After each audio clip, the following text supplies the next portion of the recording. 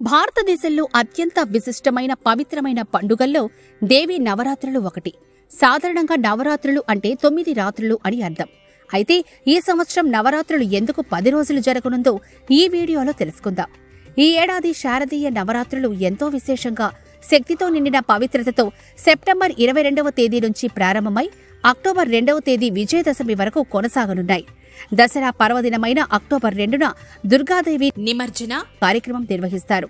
దుర్గామాత 9 రూపాల్లో ప్రతిదినము పూజించే ఈ పర్వదినాలు ఈసారి సాధారణ 9 రోజులు కాకుండా 10 రోజుల పాటు జరగనున్నాయని పండితులు చెప్తున్నారు. అయితే ఇలా జరుపుకోవడానికి ఒక విశేష కారణం ఉంది.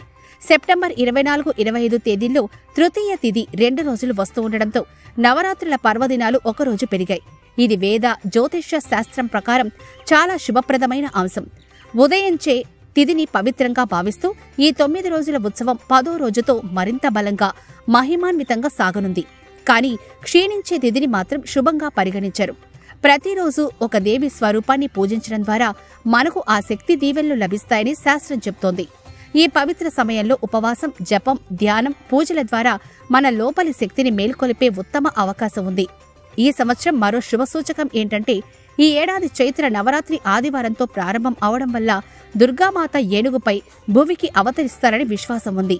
ఇది దేశానికి సుభిక్షత, వర్షాలు, వికాసానికి సంకేతమని పండితులు చెబుతున్నారు.